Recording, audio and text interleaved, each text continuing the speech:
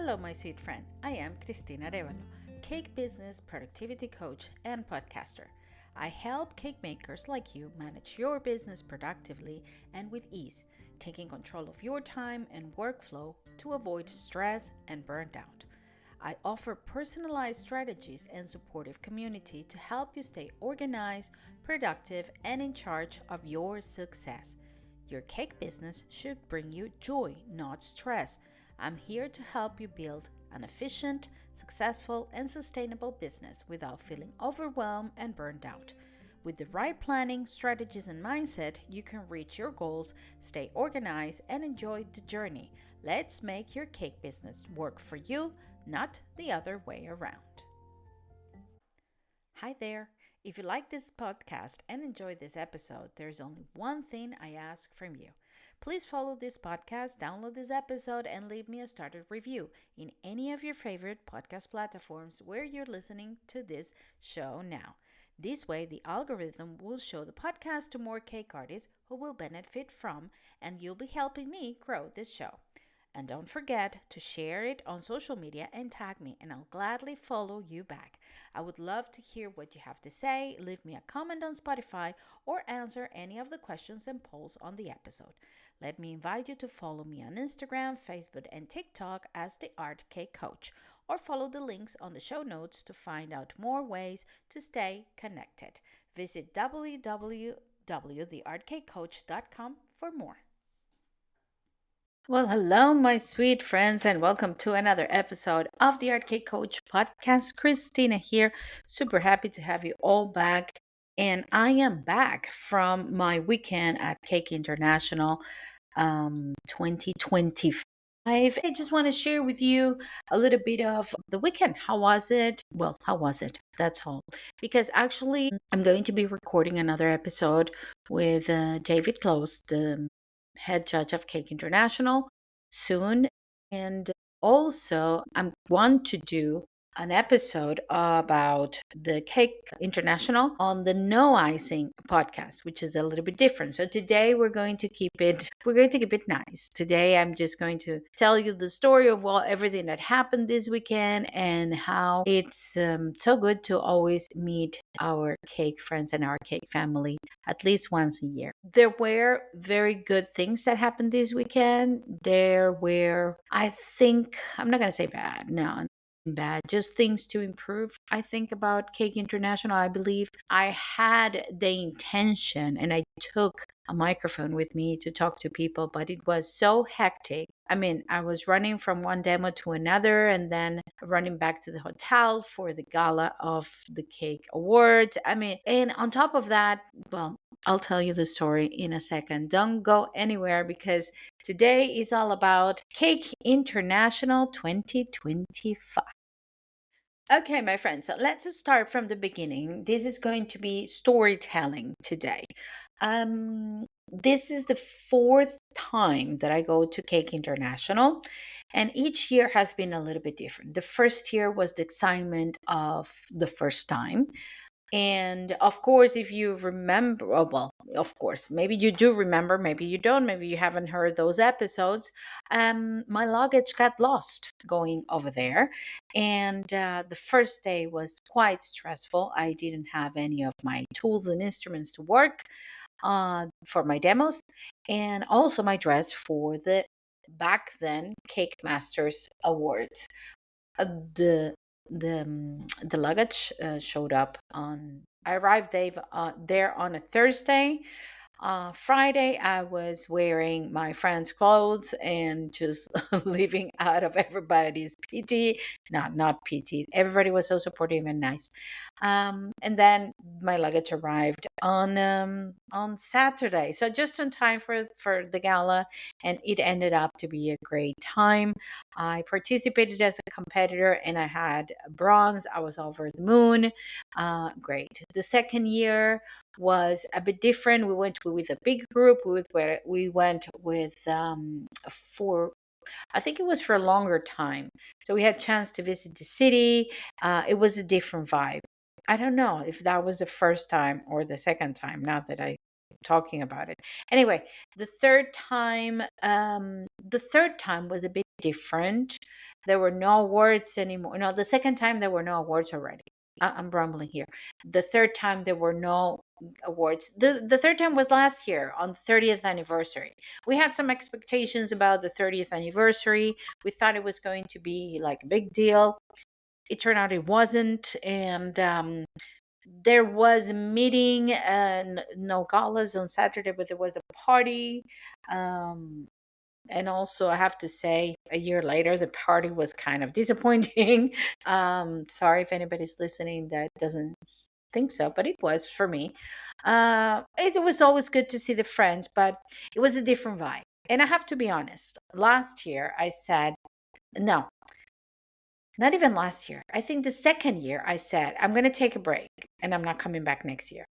And then the anniversary happened last year. And I said, well, I'm going to go. I went and I said, I'm not going back. I need a break. And this year, I was invited for a couple of demos. My friends really like, no, let's go, let's do it. And there was the awards, the gala, and I was like, well, okay, let's just give it a chance and let's go again. So we decided to go again to Cake International. We went to Cake International. It was just last weekend. Was it worth it? It's always worth it because you see all your cake friends every time more. I guess with the time you feel more comfortable with everything, everyone. You feel more like at home. This year I felt a lot at home when I went to Cake International. Also, I think this year I was not competing. I didn't compete this year. So I had one stress less in my life, which I really appreciated. And I went with a different mindset, more focused on the coaching than in anything else. When you compete, um, I felt that, and I think most of all my friends do feel that. When you compete and you put when you compete and you put your heart out, um, on the piece that you put on that table, there is some sort of vulnerability that you feel, and especially with your art and with your cake baking. Not well, yeah, baking, because we have the Bake International. You're baking your cake decorating skills. Um, it's something. It's almost like you're naked there. I mean, you're not naked there, but I mean, people who compete will understand. You feel like part of you is out there exposed for everyone to see, and there is a vulnerability on that. And this year I didn't have it. It was great. I was not naked. I was never naked on Big International, but it was great because I had that stress less, so I could really focus on the demos. I had the chance to chat about my coaching, which I will tell you in a second because it was kind of funny. But it was a different vibe, and I really appreciate it. I was more relaxed. I think it's all about a mindset, right? So my mindset was very, just take it as it goes, just take it easy. If you meet people, I mean, there was always an added stress of, for me at least, like I want to see everyone, I want to hug everyone, I want to take pictures with everyone. I don't want, sort of like almost like a FOMO, like fear of missing out. And this year I was like, it is what it is. So let's just do it. And it was good for me. I think it was good. The trip was good going over there. No luggage lost this time. Actually, I had an upgrade. Not an upgrade. A man was sitting in front of me on business class, had his friend sitting next to me, right where, I don't know how you call it in English, actually. Economy, I guess. Economy class started. Yes, economy. It is economy. And he's like, do you mind if we switch? Because I want to sit next to my friend. I was like, oh, by all means, don't waste any time. I'm going to sit down on that business class chair. Thank you very much. So it was good. It was not first class, of course, but it was business, at least, executive. I think they call it now. I don't know. And it was good. It was good. So the trip started very well. I flew to London. My friend met me in London, and we took a we took a bus from London to Birmingham, which was fun. First time taking a bus in the UK. Well, I mean, it was. it was a little bit weird for us because the bus is really tall and you could see the whole road. And for us, we were driving in the wrong side of the highway. But yeah, it was fun. It was fun. We arrived great to the hotel. Everything was great. We met our friends. It's always great to sit with them, have dinner, have some drinks afterwards. It was really fun. So the trip was great. Meeting my friends was great. Um, Not having the stress of competing was great, because actually I was there to support my friend who was competing and helping her, not helping her, but giving her like encouragement, like, you can do it and it's good, just put it on the table. Yeah, it was quite good. It was quite good. There were some issues, personal issues, health issues with me. I've been having some pain in my back and in my leg, and it was kind of limiting. That part was not fun at all. Um, we decided to go to Oxford for a day, to visit. The first day of the fair, instead of going to the fair, we decided to go to Oxford just to meet. And I had about I had about encounter with the stairs going up to the dining room at Oxford University, uh, where the students eat, which was beautiful, but there were quite high stairs of stone, and going up was good, going down was not so good. I stepped the wrong way, and I hurt my knee and my foot. My leg was swollen. It was not fun, and I had to go to the gala wearing sneakers because I could not put my high heels on. But it was a trend, apparently. Everybody liked it. Everybody thought it was fun. So yeah, overall it was great. Overall, even with the ups and downs, with my legs sore, with everything that was going on, it was a great time this weekend. There were a few things that I want to talk about, but maybe not in this podcast.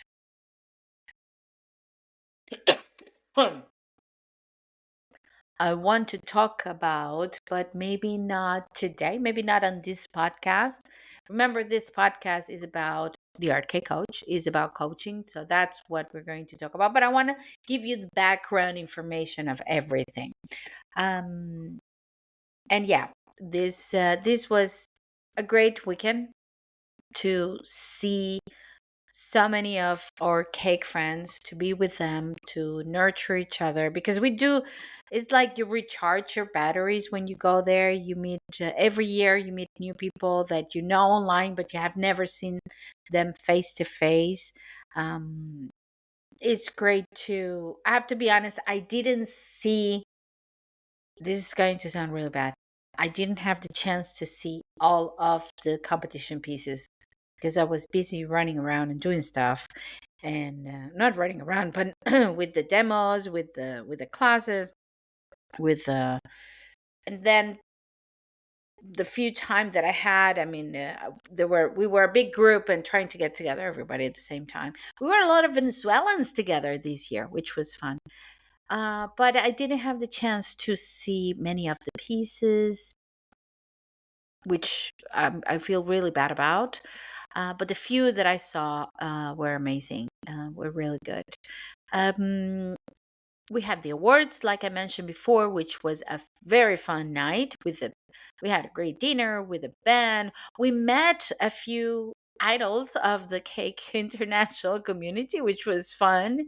And at the end of the day, we realized that, I mean, it's just, we're all the same. We're just people who love speaking, and and it's fun. And we all suffer from the same imposter syndrome sometimes, and doubting about our prizes, doubting about our talents, and trying to figure out our next project. That's it. um, yeah, that's pretty much it. I'm not going to go too deep into that. But in the next part, I'm going to tell you about the coaching and what I found out about the people that I talked to at Cake International, that they feel their cake business is lacking, or what are the major fears and doubts when it comes to their cake business. And at the end, I'm just going to give you my very personal opinion on a few of the things that happened on the show. Whether you are a cake designer seeking to refine your technical skills or an art lover in all its forms, Cake Art Magazine was created for you. Join us in this celebration of beauty and innovation, where creativity turns into flavor and art is served on a plate. Cake Art Magazine is a digital publication that celebrates edible art, connecting pastry with painting, photography, design, and creativity in all its forms. Each issue brings interviews, inspirations, and stories from artists shaping the world of edible beauty. Discover how art can be seen, felt, and tasted with Cake Art Magazine. Thank you, Cake Art Magazine, and thank you, Sophia Fox, for being part of the Art Cake Coach family. So this year, I was very happy to, first of all, I was very happy to meet Savannah Timofey, who was here on the show, and she is another coach, business coach for cake artists. And yes, we're friends. I mean, yeah, we're nice to each other and we like each other. Because the cake world sometimes have this diva's personality and this competition ridiculousness. I don't know if that is a word, but it's ridiculous actually. That people tend to feel that everyone is their competition and they have to prove something and they have to be better than the next one. We don't, because it's just a handful of us, the coaches. I mean, me, Savannah, Kate. Who else I know? Well, I mean, Yvonne, I didn't see Yvonne. Yvonne is not actually a K coach, but she has a podcast and she shares a lot of information. So I just put her in the pack. Yeah, we really, I mean, yeah, we're friends, we're colleagues. And our goal, I think, for all of us is just to get the cake community to understand how important this part is for the future of their cake business. So it was fun to meet Savannah. I was very happy to know not only she had a stand, but she taught a class, and I think the class was amazing. She came to talk to me, and she mentioned how good the class was and how open people were to talk to her and to listen to what we talk about in this business coaching for cake decorators. So it was good. That was a plus. I think that's something that is very needed in this industry, and if it's just a handful of us that are opening the door for that, I'm happy. No matter who is, if it's me or the next one, I'm happy that it is. um, for me, I have to say, last minute, the ladies of the National Sugarcraft Association, sorry, I always go with them to their stand to teach a hands-on class, which I love. I did this year. We did a little ice cream cone topper, very cute. It's a bit nerve wracking because we have only 1 hour, and I have students that I don't know if they have ever touched sugar paste or what they have done, or if they are professionals and they're just curious to sit there for a few hours. And But it was fun. We had a good time. The students were amazing and they did very cute toppers. However, they had a bigger stand this year, and they asked for people to join, like not a hands-on, but more like a demo table. And Liz, God bless Liz, I mean, she's amazing and she does so much at Cake International, and not only for her stand and for the NSA, but as one of the sponsors too. I mean, she does so much that should be more recognized. This year, she was responsible for the rosettes, the ribbons that the second and I think third place got for the competitors, which I think it was a great gesture. So here's to a list. Anyway, she asked me very last minute. It was like a week before Cake International, maybe a week and a half, to prepare something on the coaching side for a demo table. I was like, oh my God. Because a demo table is you're just sitting in the table, maybe doing a flour or a sugar paste topper or using some products, and people pass by and they stop to see what you're doing. Now, I was supposed to be doing something like that with the coaching. And I didn't want to sound like like a vacuum cleaner salesman, like, hello, you look like you have trouble with your cake business. Come and see the solution that I have for you. No, that's not what I wanted. And I was like, oh my God, what can I do? And I thought, well, maybe some sort of game, something that people will call it their attention. But of course, I didn't have any big presentation things. I just had printed papers. So I decided to do a quiz. What kind of baker are you? And the quiz was 4 archetypes of cake personalities, which is, I think there were let me see if I remember. I don't have anything here in my notes, but it was the the octopus baker, the one that wants to do everything by everything at the same time and gets overwhelmed. The dreamy baker, that is always dream about the next project but is not thinking about the one that is in front of her or him.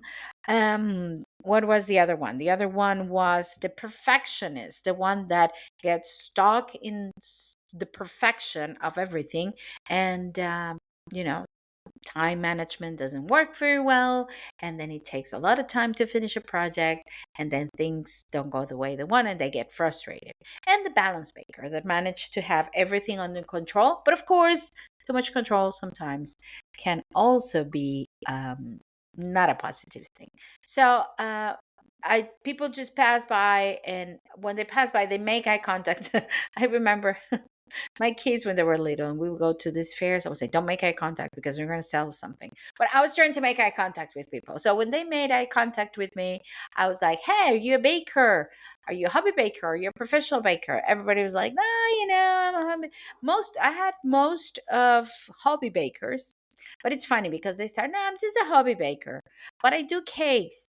And I said, do you sell those cakes? Well, yes, people pay me for them. So you are a bake. I mean, you have a business. Oh, no, no, no. It's not a business. It's just, friends and family. If they pay you, it's a business. So there were a few that I had to convince them to think that it is a business. So they took the quiz.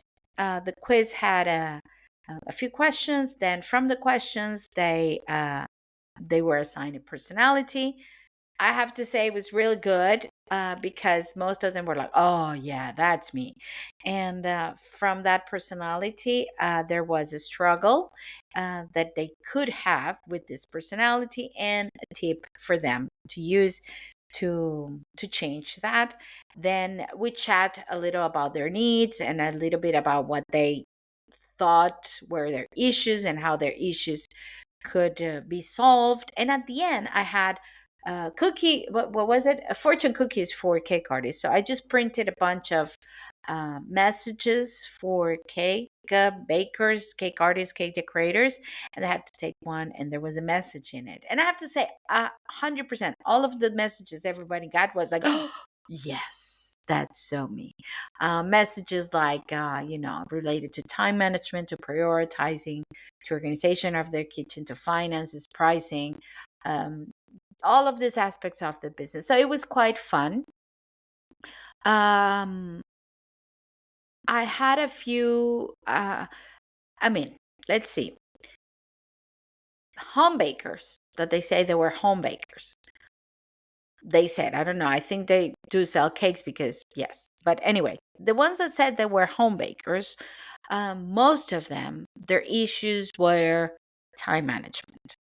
Time management with, balancing everything, family, home, kids, everything. So that was number one issue. Most of the people who took the test were assigned the octopus category or archetype, because yes, that's what everybody does. Everybody does everything by themselves at the same time, posting of social media, the baking, the calling the client, the email, and when things are not organized, when you don't have a system, that's when everything falls down, and people just just lose it because it's too much, it's too overwhelming. So that was the main archetype that showed up. I have to say that a few of my very well-known professional cake friends passed by, and the feeling is that they were kind of afraid to take the test, because I was like, come on, just take it. And they're like, no, no, no, I know what kind of caker I am. Oh, I'm the perfectionist. Or, oh, I'm this one. I said, well, why? What do you want? Oh, it is what it is, and I've been doing this for so long, I'm not going to change it. I have to say something about that. Not because you have been in this industry for a very long time, and you do the things in a certain way that may not be the way that could work the best for you. But you have been doing this for a long time, and everybody knows who you are, and you're very, your reference, or you have thousands of followers, or, or you have won many awards. That doesn't mean that you cannot change it. But I think that category of bakers are I will say, a little bit stubborn. Um, I'm not going to use other words. I'm just going to say stubborn. Um, some of their egos got bigger than the cakes they made. I have to say, I mean, not all of them, but some. And put aside your egos and put aside your stubbornness, and I think that it can be in a different way. It can be done in a different way. I don't know if it's a little bit of, I don't know how you call it, this syndrome of, well, it is what it is. It has always been like that. Even though I don't like it, why would I change it? You can change it. You can change it, and it's okay. Of course, the new bakers, they call themselves home bakers or hobby bakers, or the bakers who are just starting out, they're way more open to change, or to improve, or to apply different techniques and tactics, strategies to their business. And that was good to know. What else I learned from this? I learned that sometimes people just need to say it out loud what their issues are, because they think it's okay. Their issues is part of the game, and it's not part of the game. Like being overwhelmed, being stressed, not prioritizing, not having enough time to do everything, um, not saying no, not setting boundaries, is not part of the game. It's not. Is something that can be changed. And when they say it out loud and somebody else says, yeah, it doesn't have to be like that. It's like, it's like a validation, like, oh, okay, okay, I can do it differently. And of course, it's all in the mindset of how ready or how open they are to change. So that was another one of my takeaways from that game. Another thing that I realized is that uh, people just want to be heard. They want to be listened to. And when I ask them the right question, when I ask them the question that opened up that door to, this is what's going on, it was like, like, oh yes, you could see the, oh yes, this happened because I don't do this, and oh, my time management is this and that. So that was good, and they just need somebody to listen sometimes. So I learned something myself. You don't always have, that's to me, I'm saying that to myself, I don't always have to give the answer. I just have to listen. And sometimes people just get the answer by listening to them. Um, I learned that this weekend, not just with the coaching. I learned that with my cake friends and their competition pieces, because I was not competing. So I was looking at everything from, you know, from the sides. And I I saw so many people giving feedback that was not needed or not asked for, and so many different feedbacks. I'm talking about the cake competition. So many feedbacks, and not the judges, the other participants, and the other people around. So many feedbacks, and contradictory, or because it's not a feedback, it's an opinion. So many opinions end up stressing people more than they already are, and creating expectations that are not necessary to be created. And sometimes you just need to listen to if listen to the cake artist or the baker putting their piece out there, and listen to their art. That's all. And just look at it and be there, be supportive, be nice. That's all.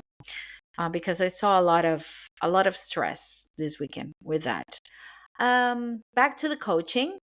I think the part that I enjoyed the most was talking to people, meeting new people. And I have to say, other thing that I learned was I got out of my comfort zone. Because I like to talk. I do like to talk, but this is a very safe environment. Like right now, I'm behind a microphone, behind my computer. I'm alone at my studio. I can edit this at any time. So if I say something that I don't like, I go back, I listen. I don't like it, I edit it.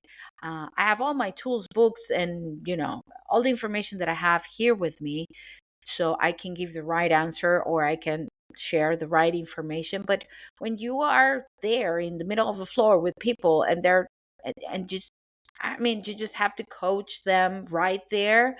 And it's not easy because I really had to think. I mean, I really had to put myself into the coaching position of I have to give something that is going to be appreciated and useful for this person. I'm not here to prove that I know. I'm here to help. So that was a learning experience for me, humbling learning experience for me. And I have to say, and that getting out of my comfort zone, because it was just me sitting in that table trying to call the attention of people like, hi, you're a baker, hello, and the Christina of a few years back would have not done that. I would be like terrified. So proud moment, that one.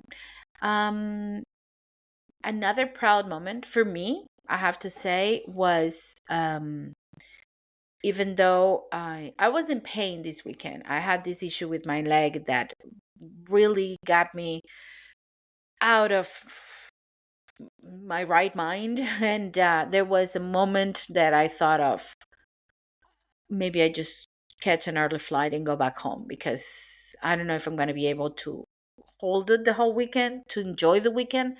And I don't want to be a burden to anyone of the people that I was with, the group that I was with. I have this really big problem. I think overall, now that I look back, one thing that Cake International keeps teaching me year after year, since I lost my luggage until today, is to ask for help and to let people help me, because I'm always helping people, and I'm happy helping people. I love finding solutions for people, but I'm not comfortable asking for help. So, and I think a full circle happened this weekend when I felt ill. I felt that in pain, and I had to rely on some of my friends for even for walking because it was in pain. And I didn't feel bad about it. I was like, well, it is what it is. I'm sorry, but yeah, I'm in pain. And if you want to go somewhere else, just go. I'll stay. I don't mind. It's like, and I was okay with it. So it was a full circle experience of these 4 years, I have to say. Um, and yeah, it was a good. I think this mini coaching experience on a cake fair help uh understand a lot of things and become and just finish in a full circle. And I'm gonna tell why I finish in a full circle experience, and getting out of my comfort zone, learn a lot. And yeah, it was really nice. It was really nice. Really, really important for me what happened this weekend. Why do I say finish? Because I need a break. I need a break from, not from the cake world, not from the coaching. I'm taking a break from Cake International for next year. I have to say, I'm saying that to this today, and that is my intent. Something very big has to happen for me to come back next year. Maybe, I don't know, maybe for a class or coaching, or I don't know, something related to the coaching business, because I'm not competing anymore. I won't be competing. I don't think I will be competing anymore. Something I realized this weekend is I'm not I don't bake. This is not my business anymore. So since I don't bake, I I don't know, I feel that the art that I create through food has become my art for me. I mean, it's not for a competition. I don't need the diploma, I don't need the ribbon, I don't need the title. It's not a thing for me. So I won't be competing anymore. And honestly, it's and this is something that a lot of people are talking about, and I will probably talk more about that in the other podcast, No Icing. It's getting very expensive for all of us from Europe to go there. And the strongest reason why I keep going is to see all of my friends. But, well, the time passed by, family grows. My family is it's in a pivoting moment because one of my kids is going to move away next year, and I want to be more present, if that's a thing, and maybe taking that time and money invested for these kind of cake fairs to maybe do more things with my family or invest more in my business. So yeah, I took the decision that I'm going to take a break next year. I'm not going to go to Cake International next year. The only thing that is heavy in my heart when I take this decision is that I won't be hugging all my cake friends, and that I won't be with all of them having fun on a weekend, because it's a great weekend to get away. Um, but of course, if something changes that falls into the category of um, of something that is really important for my coaching business, or that even if I go, I will have the time and the resources to spend with my family and with the rest of the things. Okay, maybe I'll think about it. But uh, yeah, I think I'm taking a break for next year. And if you listen to me, I keep saying, I think I'm taking a break. It's a decision. I'm taking a break next year. Um, my health, I need to take care of my health as well. So maybe I'll see everybody at Kink International in a couple years. Um, but anyway, this is just for now. That's my decision for now. Don't go anywhere, because in the next part, I'm going to keep sharing some of my thoughts about this year event, and what's next for the Art Cake Coach. What about extra special content just for you? Audio classes, downloadable templates and PDFs, and ready to use information that will actually create results on your cake business. And all of this for less than one monthly coffee? Let me invite you to subscribe to the Art Cake Coach subscription channel with exclusive content delivered to you every month. Have access to audio classes and workshops on goal setting, time management, social media, posting, pricing, mindset, and teaching for only $2.99 a month. That's $2.99 a month. It can be yours. Follow the links to the subscription platform on the description of this episode, and with a little investment, find essential tools to start a solid business strategy and coach you for success. Thank you for being part of the Art Cake Coach family. Okay, I think this whole episode has been confession time. I think very personal episode, because other parts, actually I have to contain myself because there are so many other things I want to share with you about Cake International. But there's going to be an episode with David Close. He approached me when at the end of the cake show, and he wants to come to the show. He wants to come. I didn't have to invite him. Like, he wants to come, and he probably has something to say. So I'm gonna wait for the episode with him to see what he has to say. And also, I there are a few things that I want to share in no icing, because I think there are a few things that need no filter. So those are going for the no icing. So yeah, my coaching experience was great. Meeting my friends was great.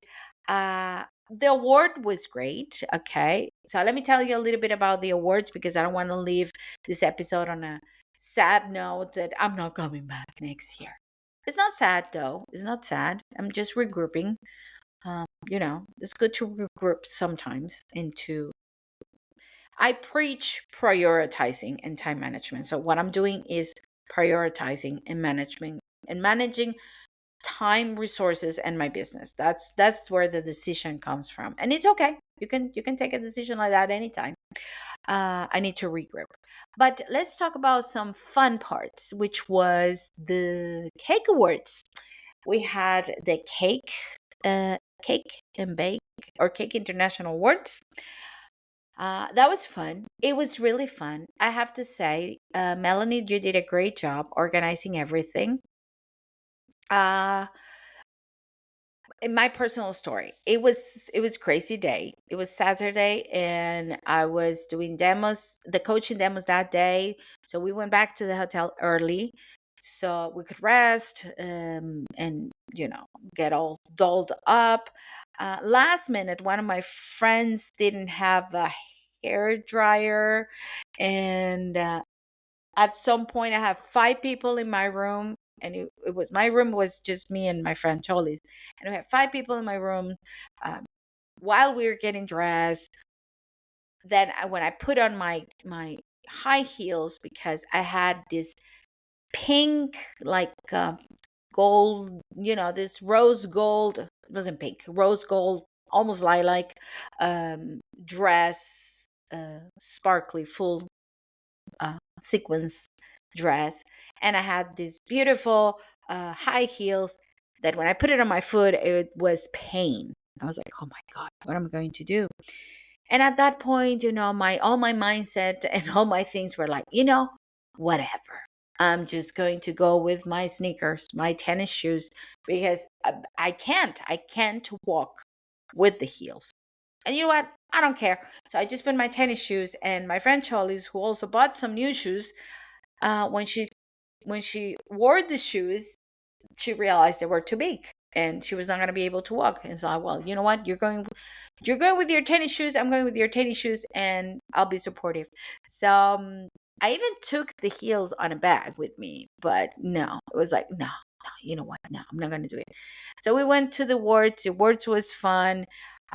Everybody thought the sneakers was on purpose, and they were like, oh, great, because the match, the glitter with the blitz and the glitter with the tennis shoes, and you're comfortable. That's great. And I said, yeah, great. I just had a bad encounter with some stairs at Oxford. That sounds fun. I mean, I had a bad encounter with some stairs at Oxford's University. That sounds very posh. It's a very posh way to hurt your knee and your foot. But yeah, we got to the awards. Everybody was there. Big hugs. Fun fact.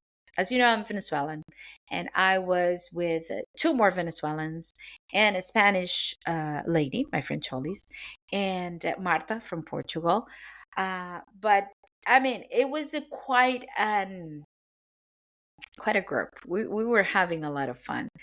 I had the chance to meet so many people that I follow online, people that I see online, big names in the industry. We end up dancing with the Javier from Luma's Cake. He won an award that night. I met my friend Enrique. I have to talk about Enrique, my friend Enrique, who lives at Birmingham, and he's from Venezuela. He was here on the podcast long time ago, and it was great seeing him. So it was like a Venezuelan team. Yeah, it was really fun. The awards, I have to say, um, the ceremony was long enough we had dinner first, then there was the ceremony. It was long enough. The presenter, and I'm so sorry I don't have his name here. I will have his name somewhere uh, to share with you. But he was so nice, so good. He did such an amazing job, and he kept the pace very, very well. So in a blink of an eye, the award ceremony was over, and we had the chance to drink and dance. And well, I didn't dance that much. I just stood in the dance floor and just shook my shoulders, because that's the only thing I could shook. Yeah, not during the that I could move. But it was fun. It was really fun. We had a great time. We were all dolled up. There were pictures. It was a great time. It was a great time. Melanie, you did a great job. Everybody at the Cake Awards did a great job. And hopefully it will happen again next year, even if I'm not going. But it will happen again next year, because uh, I think it's a great opportunity for everybody to get together. Also, another thing that I liked is that I saw a lot of new faces, new talent being recognized. I like that. I really, really like that. I was talking to many of the cake friends that said there is a lot of new faces online, but not necessarily new talent. And I saw new talent, and that was good. That was really good. It was absolutely a fun night, and I'm happy I was part of it. So the Cake Awards was a plus. Um, then going back to the show, the I don't know if I should say it, but let's talk a little bit about the competition. The competition, I think it was not, I mean, there were some amazing pieces, and there were some okay pieces. It was very uneven, I think. Uh, eh, Something that I didn't see before. It caught my attention, and I don't want to be mean, but I thought I saw things that like very, very high level, and I saw things that were like quack, quack, Um, I don't know. I talked to so many people, and there were so many feedbacks from people about the competition. They felt it was smaller. They felt the talent was, it was just off. Not the talent was off. The quality, it was uneven. Not off. It was uneven. There was something there that was like, hmm. And I heard those comments from judges and from participants, for both. Um, in the other hand, because I don't want to be mean, I think there were a lot of new competitors, and many of old competitors are not competing anymore. And I wonder why. That's one of the questions I have for the other podcast. I wonder why. Then a little bit of what happened last year, but I think more accentuated. It was about the judges' feedbacks. A few of my friends, especially the ones that don't speak English, came to me to ask, and um, I saw a lot of opinions instead of feedbacks, or discrepancies between the score and the and the feedback. Like the feedback was, oh, it's great, it's beautiful, it's lovely, and then it's 5 point less on the score in each category, and you're like, why? So people were not happy about that. And I wanna ask David Close about it, see what happened. Um, Judges were stressed, a little bit tired. Um, I have to say the show in general, the vendors, the show was smaller. And in this 4 years, I keep seeing it smaller and smaller. I don't know why. I don't know if it's economy, Brexit. I don't know what's going on, but yeah, it's the truth. It's just the truth. Even Yvonne talked about that on her post after going to Cake International. Like, you could see everything in an afternoon, and yeah, that was a little bit of a bummer. However, there were two big theaters with demos and presentations, which was good. Good artists doing demos. Um, uh, Products, more of the same. I didn't see any wow new product. One thing that I saw that I liked is apparently this bouquets of piping cupcakes. You know, the cupcakes that look like flour and they make a big bouquet. It's coming back and I like that. I saw it and I liked it. There was a fashion show with cakes that I didn't see, but I saw the video. That was fun. That was something different. Also the rolling, the textures, big deal, big thing. Textures. I could see a lot of vendors using different methods to, or selling different methods to texturize the the sugar paste or the fondant. So that was interesting. Um, a lot of things on cookies and small things like cookie cutters, little things. But that was it. That was it. It was kind of small, I have to say. The displays were good. The display in the entrance with prop options, I think it was the Swarovski cover, Swarovski stones cover base or cake stand. That was beautiful, and the cake, the sugar king, I think, sugar king cake king. I don't remember. I'm sorry.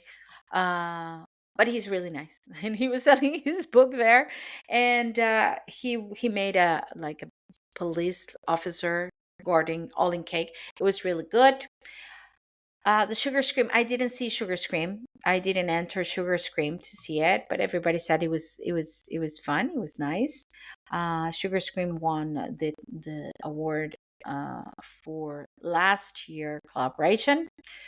Um, what else was there? There were a few more, but it was lacking something. I have to say, I'm sorry, but I have to say the cake, the fair was lacking something, and I could feel in the air. This is gonna sound bad, but I could feel in the air. If you in the competition area, I could feel the tension in the air from everyone, participants, judges, everything. And in the event area, I could feel a little wah, wah sometimes from people. And yeah, that was weird. That was eh, I don't know. Yeah. If you're listening and you went to Kink International, you want to add to fill in the blanks with emotions that I'm trying to express, please do so. Because maybe that's one of the reasons why I took the decision, say, yeah, I need a break. um but in the other hand, there's a lot of love from everyone and from all of the cake friends that we see there. A lot of hugs, a lot of selfies. Talking about selfies, if you took a selfie with me and you have it, please tag me or send it to me, because I didn't take any selfies with my phone and now I have barely any pictures. I mean, I have the pictures from my closest friends, and I was really bad this year. I didn't take many pictures with anyone. So if you have it, please send it back. Send it to me or tag me so I can have them. So yeah, I think I covered everything that I wanted to share today. The trip, my friends, the competition, the coaching, the demos, the awards, the show, the feedback. And am I going back next year? If you ask me today, no, I'm not going. But hey, you never know. You never know. I always want to leave the episode with. I don't want this episode to feel sad, because overall I had a great time with my cake friends. Is this, like Miriam said, this Mecca, this pilgrimage that we do every year to see everyone? But we have to think sometimes about other factors. There is the economy, there is time, there is, and when in one hand the only I mean, when the feeling is like, there's something missing, I don't know if it's worth it or not. So, yeah. Um, I really wish, I love Cake International. I really like it. I really like what Cake International represents to all of us. I really like what Cake International does to everyone who goes there, either to compete, to sell, to buy, or to be there with their cake friends. And I don't want that to die. I don't want that to fall. I don't want that to diminish. So I think it really is time to sit down and wonder and, put on our thinking cap and ask ourselves the question that I've been asking, maybe my couple of my cake friends have been asking, and I think the people at Cake International should be asking, um, are we still relevant as we were? What is the feedback from everyone? Um, have Cake International got stuck in a time, in an era, in a way of doing things? And I do this if anyone at the top of Cake International, Melanie, David, and anybody else who's there is listening right now. Honestly, I'm doing this with the utmost respect because I know what you do is not easy. But is it time to ask that question? Are we still that relevant? Is Cake International still that relevant? Is Cake International? I feel bad because I feel that I'm nobody to be saying this to people who's been doing this for 31 years. But is the feeling that I had, is the feedback, is the comments that I had, is Cake International stuck in an era where it was absolutely relevant and is trying to hold on to that as a saving device, as a floaty in the middle of the ocean, and everything outside is changing? I don't know. Because honestly, the people that I saw excited and that excitement of Cake International were the ones that were there for the first time. Because of course, if you're there for the first time, you've never been there. You're starstruck with everything. It's Cake International. Look, this baker that I admire. Look, the product that I seen online. Look, the competition, the pink carpet, the tables. But why is that comment coming only from the people who's going for the first time? What happened to the rest of this big industry that keeps going there year after year? We don't feel the same wow factor anymore. And I think it's time to ask the question. Maybe this should be a podcast. Maybe this question should have been for no icing, but I really want to leave that question here. Like I said, with the utmost respect for everybody who's working in it, because I know it's not easy. It's hard to organize an event like that. And I know you do your best. I know. But yeah, just ask Cake International should ask themselves this. I don't know. Yeah, I'm rumbling here, but because I'm trying to, I don't want to sound mean. I'm just asking the question. Sometimes you need to ask the question. Are we still relevant? I do ask the question to myself a lot. And it helps me kind of get back on track when I'm a little bit lost. We all get lost sometimes. But again, I'm nobody to give any sentence or judgment, but I can ask questions. So that's it. Overall, great weekend. Great to recharge batteries, and now back to reality. And I hope I hope that we have many, many more years of Cake International with, you know, with great artists, with great cake decorators, with amazing products, with great competition, pieces that would blow our minds. There was one this year that blew my mind. That was the one, the big piece with the painting studio with the kid and the cat. It was a life-size piece. Emily Hawkins, who was in one of our episodes, was part of the team who made that. Wow, that was mind-blowing.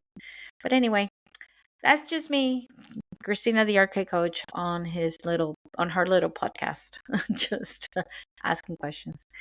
My friends, um, very personal episode today. I'm sorry it was just all over the place, but yeah, that was the feeling. That was the feeling. But I have to say, there were a lot of great things, a lot of good moments. The awards were a plus. I have to say it, and I love seeing all my bake and cake friends. I love you all. You're family to me, and yeah, thank you for the hugs, the kisses, the laughs, the selfies, and the support as always. And so I say goodbye today, my friends, as I always say goodbye. Stay safe, stay creative, and stay tuned for an episode with David Close and the no icing episode about Cake International. I'll see you next time. Bye bye. Running a cake business doesn't have to be overwhelming. Let me help you take control of your time and workflow so you can run a profitable business without burnout. Book a free discovery call and let's chat about your needs, the needs of your cake business, and find out the best strategy to ensure success. Find links in the description of the episode so you can book a 30-minute free discovery call with me and figure it out the best way to help you. And just remember, in case nobody said this to you today, I do appreciate you and I want you to stay safe and stay creative.